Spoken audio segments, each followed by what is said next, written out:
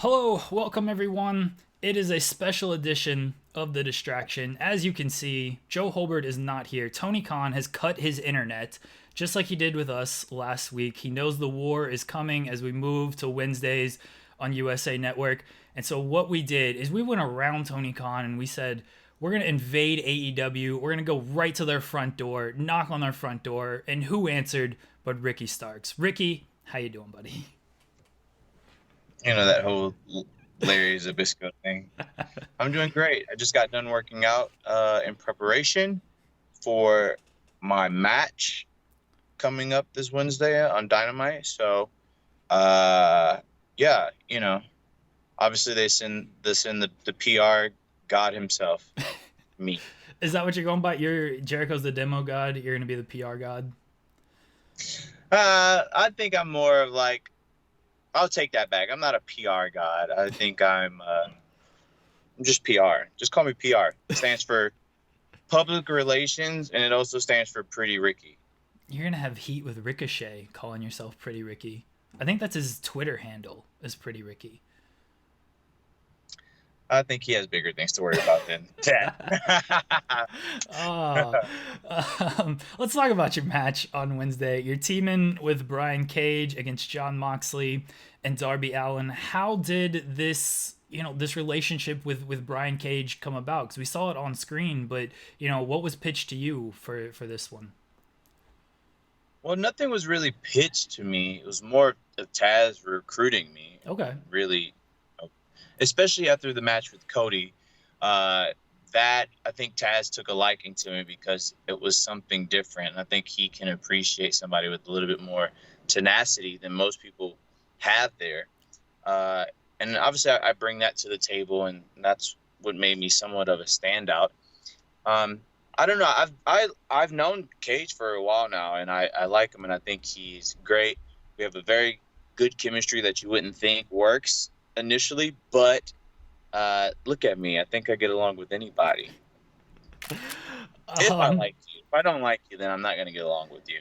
You didn't like Darby Allin on Wednesday. You nearly took the man's head off. Yeah. I kind of I know some people like that. Some people liked seeing that. Me personally, I thought that was kind of cool because I trucked the soul out of Darby and bent down and pulled him back to reality. So that shows you that I have some type of compassion for my fellow man. And I think that it's a pretty cool moment to see live. I mean, and in slow-mo too. It was something different. I mean, you came out of nowhere, and Darby is a guy, I don't think it's a secret. He takes a lot of punishment and pain, and I don't know what it is. He seems to enjoy it, but I'm sure he didn't enjoy that. But it certainly made for a great talking point and a great moment on that. And as long as he's okay, it sounds like he's going to be okay. He's going to wrestle on Wednesday, so I guess that's the biggest thing. Is he seems like he's guess okay. I don't know. I know that Ricky does not hold back, and I'm not about taking it easy type thing. If we're gonna go 100, let's go 100. Let's go 1,000. That's how I stand out above anyone else. Joe has mentioned this before, and I'm gonna bring it up here. You also stand out in just the way you carry yourself, in the way you dress yourself as like a star. Like that attack you did on Darby. A lot of people will come out and they'll have their t-shirt on. They're trying to sell you their merchandise and everything. Like you look like a star. You got your nice shoes on and everything that I'm very jealous of. And like it looked like Darby just offended you by the way he was dressing, and that's why you nearly killed this man. But you carry yourself like a star is my overall point. Like what goes into that? Are you told like, hey, here's a new pro wrestling t-shirt, put that on, or you're just like, no, like this is how Ricky Starks dresses, this is how I'm going to continue to dress? Obviously I dress like that. Right now I just came from the gym, so I'm not dressed in my nice clothing, but this is still a nice shirt to have on my body at least. But that's how I dress. That's the thing I don't get. People are just like, oh, he's trying to be like something. It's like, no, that's what I like to dress in. I like the nice clothes. I like fashion. And no one's ever told me that I can't dress a certain way. I'll have people that may clown on me back there, but I mean, it doesn't matter. Like, if anything, I would rather win the best dressed award, bar none, right? Over anything. And the issue though is fans are just used to people coming out in like Nikes and basketball shorts, and they see someone like me, and it kind of goes up against what they're used to, and they go, "This dude looks whack because he's wearing some Gucci slip-on shoes with a nice Gucci belt, and I had a nice little knit top with my gold chain. Dude, I look fly as hell." I watched it back. I was like, "Damn, I look good." I look good on Dark the night before that too. You were very disappointed you did not have your chain on before we started this interview, and I definitely was very mad. But see, I appreciate that because like this is how professional, like this is how The Rock looked. I know you don't like the comparisons to The Rock. I don't think you're trying to be The Rock. You know that. I think it's a good comparison. I mean, if you're going to be compared to anybody, why not be compared to the biggest star in Hollywood? I just don't get why, if someone dresses nice, why do you have to be like The Rock? You know what I'm saying? Yeah, I agree with that. But my overall point is like you look like a star the same way The Rock looked like a star. There's nothing wrong with dressing like that. Like you don't need everybody wearing their black t-shirt and whatever else. Like that gets I think Cody is the same way. Like Cody comes out, he looks like a star when he's out in the ring. And that's what wrestling needs. Wrestling needs more people who just go out there and they look like actual stars instead of guys who are just wearing their black t-shirts and just want to sell their merchandise. No offense to those guys. I'm sure they do well, but at the same time, it's nice to have somebody different who cares about his appearance.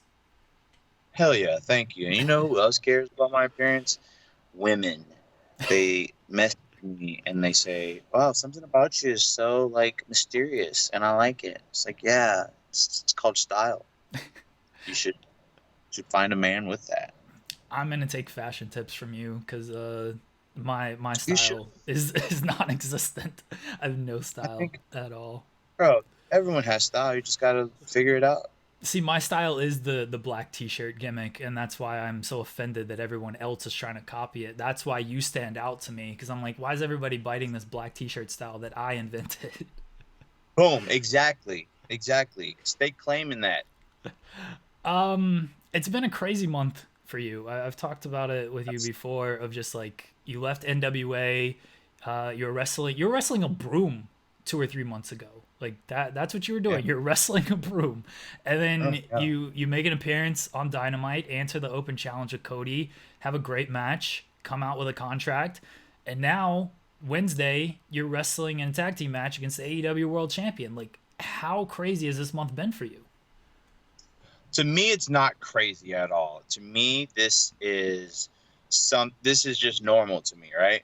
I honestly feel like I belong in the ring with people like Moxley, with people like Darby, Cody, Kenny. I belong there. So it's crazy to people when you put it in that sense. But honestly speaking, when I sit down and think about it, it just feels right. Like, it just feels right to get in the car, turn it on, and then I have cold AC. It's just, that's how it should be. That's just how it should be to me. So while you say it like that, it is crazy. I don't take it that way. And I think this is just the perfect moment. This is no different than when before I went out with Cody. I wasn't really nervous because this is what, one, I've worked hard for my entire life. And two, I've worked hard, so therefore I deserve it. And, being in the ring and showing people that I can hang with someone like Moxley that's just how it should be in life. That's just a normal thing. What has changed for you in AEW? Because I know NWA was more on the promo side. AEW, they still do great promos. Like the first hour this past week was awesome, and Eddie Kingston came out and just cut an amazing promo. But AEW does tend to go towards more in-ring stuff. So what has changed for you being in AEW? I don't really think anything has changed for me like that drastically, because I'm still used to all of that. I'm still used to the in-ring work, and I'm still used to getting the promo time. If anything, the only thing that has changed for me is there's more cameras to find and show off and look cool and give nice poses to. But yeah, there isn't a big change at all. Like, I've been used to it for a bit, especially doing the extra stuff with WWE and all that stuff. I've kind of like gotten used to how this system goes. If anything, it's way more laid back than NWA or WWE. How about the empty arena stuff? Because last time we talked, you praised AEW for the way they were handling it with having the wrestlers in the crowd and stuff. This was before WWE started having wrestlers in the crowd, but you were also like hesitant of like, I don't know how it's gonna feel like once I'm out there, kind of doing that stuff. So how does it feel for you being out there? It's great. It's absolutely great. I thought for sure it would be weird, but when you're out there, and those people who are in the crowd aren't trying to just play a emotion, you know what I'm saying? That's genuine emotion when they watch you wrestle. And I think the type of person that I am, when you watch me wrestle, you can't help but to have a natural reaction to me. And that's just me playing myself up because I know it to be, as a fact. So I love it. I love it. Would I love the fans back? For sure. But this is just as good. On TV, it translates so well to the audience at home, who I also feel like is in sync with the reactions that you hear from the audience, or the crowd. Dude, I love it. Last episode was absolutely tremendous, just because the reaction that you got, the natural reaction from people that were there, from the people that was ringside, and then the friends and family that were also watching higher up in the stadium. You've been in part of the crowd. You caught a stray during the Sheeta and Penelope Ford fight, where you got a swollen eye off of First that. week on the job. Are you given any direction in the crowd? Because we see like MJF, he's in the crowd like doing bets with like Sean Spears and stuff. Are you guys given like told like, hey, try to advance something here, or are you just kind of left to your own devices? No, we just go out and we have a natural reaction to what we're watching, and that's it. I would hate to be told what to say or what to do when I'm out there, because I'm trying to watch what's in the ring, not really, put something in motion.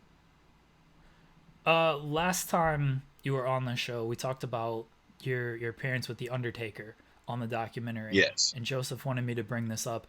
You do realize that your appearance on the show led to WWE doing the Last Ride documentary, right? Like they watch the show. Tony, Vince, Bruce, all of them watch the show. They steal all of our ideas. Tell Tony we need our royalty checks for this.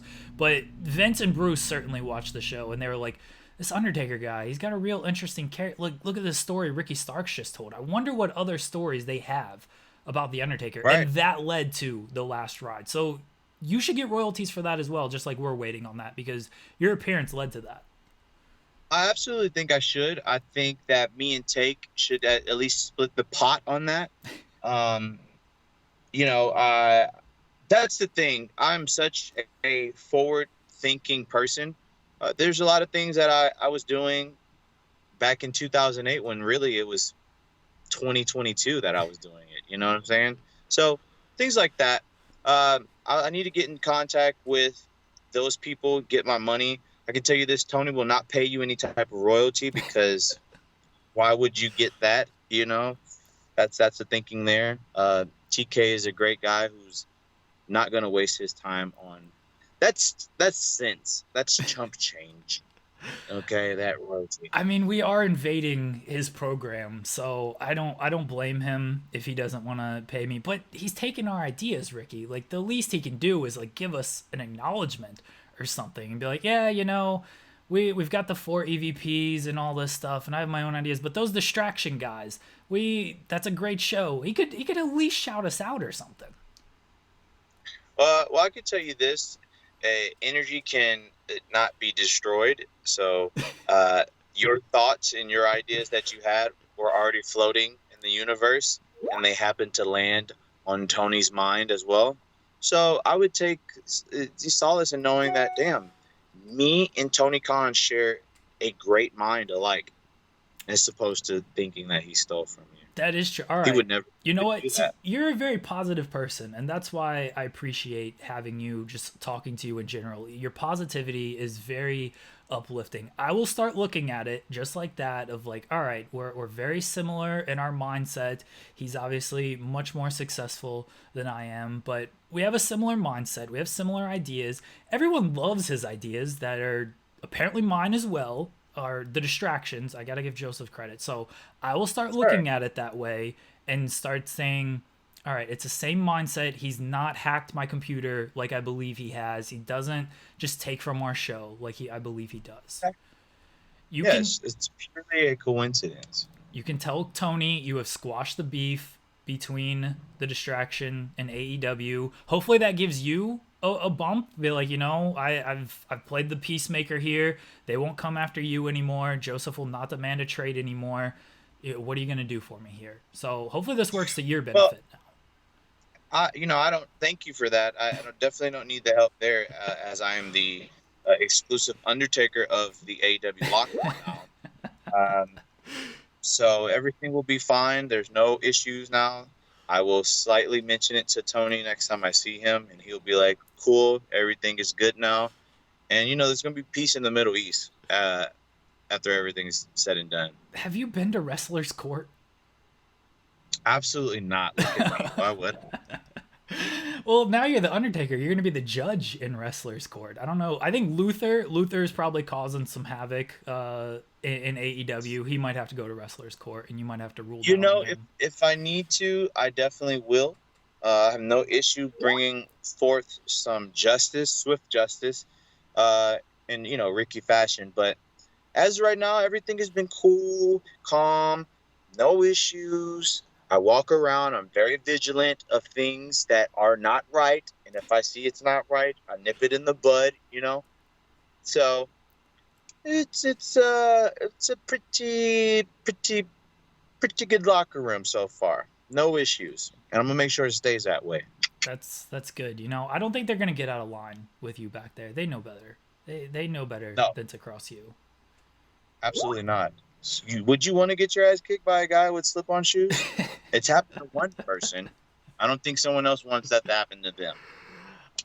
Mike Tyson was involved in AEW in an angle with Chris Jericho, and now Mike Tyson Right. is going to fight Roy Jones Jr. I know you're a big boxing fan. What do you make of Hell, this Mike Tyson comeback? I would love to see it. And the reason I would love to see it is because of the nostalgia aspect of it. Roy Jones Jr. is, I don't know. If you weren't around from like, what is it, the mid 2000s, Yeah. when we had Rappin' Roy, I thought that was great. I thought that was perfect. So these two are legit pop icons and also boxing legends. So I'm looking forward to it. I don't have no opinion on like, who's be seemingly washed or anything like that. I just want to see where they're at right now at this current stage in their life. And then Mike Tyson in AEW. Do you foresee him coming back? And would you like to? I mean, you're aligned with Taz. I feel like Taz would step to Tyson along with you and Brian Cage once he's done with Jericho. Taz used to be one of the most dangerous men in not even in wrestling, just in the world. He choked out an Olympic gold medalist. So uh, I have no issues stepping to Tyson. I know he'll be back. And when he does come back, you know what? One half of me is like, maybe I shouldn't, but the other half of me is like, what's the worst that could happen?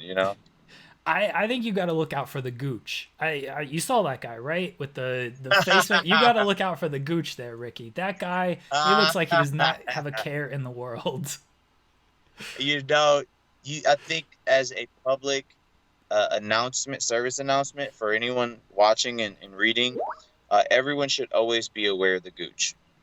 Be mindful of the gooch.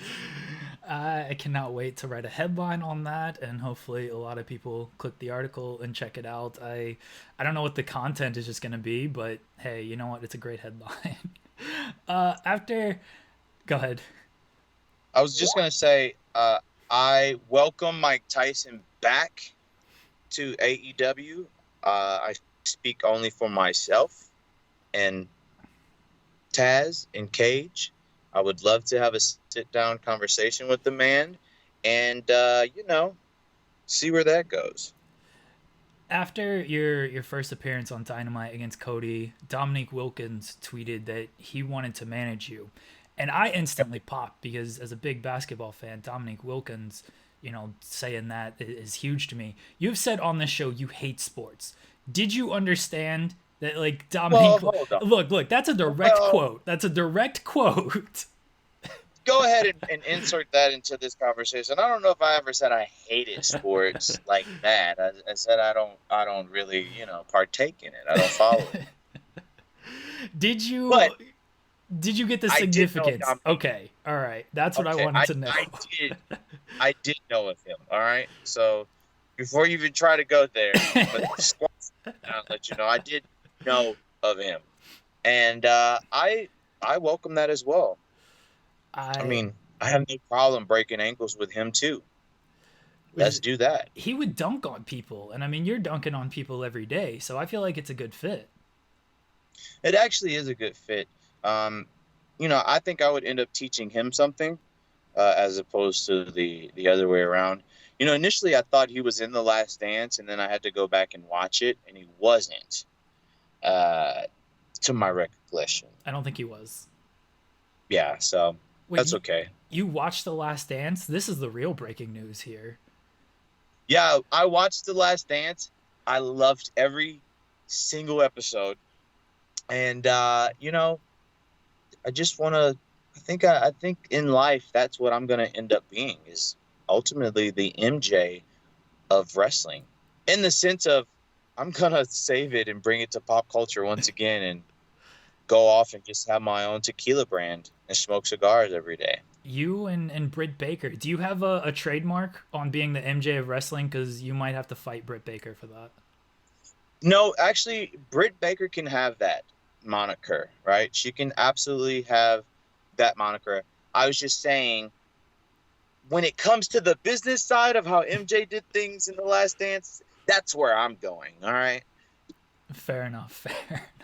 I'm still just stunned to hear you watch The Last Dance. But hey, that's great. I'm glad you recognize that you are the Michael Jordan of pro wrestling now, but we'll try not to get Britt Baker on your bad side over that. On the business side, because this is going to be a headline, and I already know I'm going to have to deal with it when I get to the show.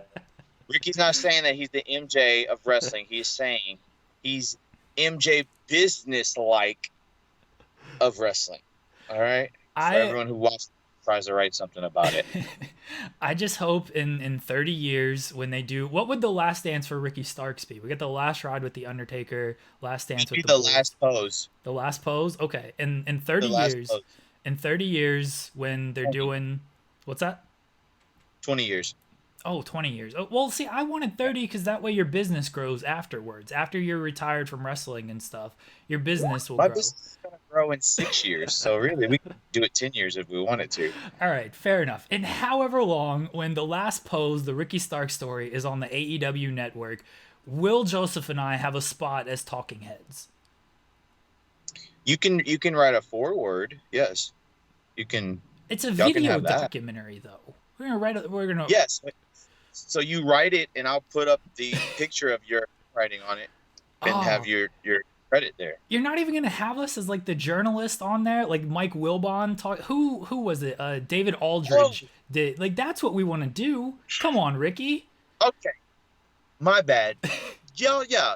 All right. I'll give you that. All right. 10 seconds. 10 seconds. Oh my gosh. So you got to talk fast. Got to talk fast and not stumble over my words. That's very difficult for me. Like extremely difficult for me to do. I'm not a pro at this like you. Got to do public more. Can't believe you're giving us 10 seconds after all of this. Just heartbreaking. Heartbreaking. Maybe 11. What's it been like working with Brian Cage and Taz? Because at first glance, it doesn't seem like a normal pairing, y'all three. Of course it doesn't. But it's like things in life, you don't know if a combination is going to work or not. I'm sure there's people who thought chocolate and peanut butter wasn't gonna be a very good combo. And look where we're at right now. So it's been great working with these two. They are great business-minded people who really get it, and I think that they recognize real, so real recognizes real, and I think this is great. Like, this is the best pairing in wrestling in a very long time. Are y'all officially Team Taz? I think the other thing was like the Assassins. No, we don't have a tag team name. Me and Cage aren't a tag team. We're part of a team, like in a dojo or MMA camp, and that camp is called Team Taz. Okay. And so we're a bunch of killers. We're a bunch of silent killers. We got the Machine, Brian Cage, and then we got Absolute Me, Ricky Starks. So, yeah, people think, oh, what's your tag team name? Our tag team name is Ricky Starks and Brian Cage. I think the group name should be BTS, Brian, Taz, and Starks. I don't think there's any other popular group called BTS anywhere else in the world, so I think you guys could pull that off. Well, I actually hate acronyms. So I think, if anything, we're a money-making machine here. And I would prefer it would just be called Brian Cage and Ricky Starks, the ultimate duo. All right, I will refer to you as the ultimate duo in all articles from now on. That'll be your team name. Oh, damn it. This is why I should have took the social media training before doing this. And this is how things get out there, People are just they're gonna read this stuff. I don't know what I'm gonna end up writing about, but they're gonna read it and they'll take everything out of context, not realizing this is the most sarcastic wrestling show you could possibly listen to. Man. Absolutely. So that's why you have to say it and then backtrack on it. Listen to the product, everybody. That's what we tell everybody. Watch the product. Don't read about the product. Actually watch the product to know what's going on and understand it. Last one. I don't want to keep you too long. Have you listened to the new Taylor Swift album? No. we talked about it, but I haven't. Tomorrow I'm traveling to Jacksonville, so I'll have enough time to actually sit down and process it and get into my feelings and listen to it. I'm hoping that from this album there will be a hype song that I can listen to before my match. There's not. I'm telling you right now. This is not the album you're going to listen to get a hype song out of. I'm just letting you know that right now. Well, you don't know. I can groove to Nickelback easily. There's not. Can you groove to Bon Iver? Can you groove to that? Hell yeah. Okay, maybe. All right, maybe you'll get something. To me, there's not a hype song. This is a good album to listen to with a tub of ice cream next to you. That's how I listen to this album. Very interesting. Does Tony have Kanye West money now? Because he has you. Well, I mean, the better question should be, does Ricky Starks have Kanye West money? And the answer is yes, I do. And it's not because of a loan or anything like that. It's just I've been making investments. So while I do have Kanye West money, and me and Tony can pull together our money together if we wanted to even buy a Drake song, the fact of the matter is going to be we will not license a Kanye West song just yet. Just yet, okay? I'm working on getting Kanye to either perform for me. And, I've been really toying with that idea. I've been talking to his cousin. Shout out to Tony Williams. And, I think honestly, the day that I bring Kanye to AEW will be the day that I really kill the internet for good. I 100% believe that the internet will certainly collapse when Kanye West performs the Ricky Starks entrance theme. Is he doing all of the lights for you? Is that the theme song you would use? What? No. What? I've never come out to that.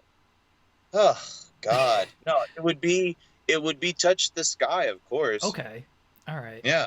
The Champion would be my Kanye West entrance song. I love that song as well. Yeah. Did you realize that you were the champion in their eyes? Yeah. And that song was written for me, I felt like. Did Mikey Ruckus? Yes, I did. Did Mikey Ruckus do your theme? Because your theme rules. It's Thank It's a did. great theme. It's great, isn't it? You Yeah. know, here's a tidbit for you. I hadn't heard that song till it actually came out. Oh, really?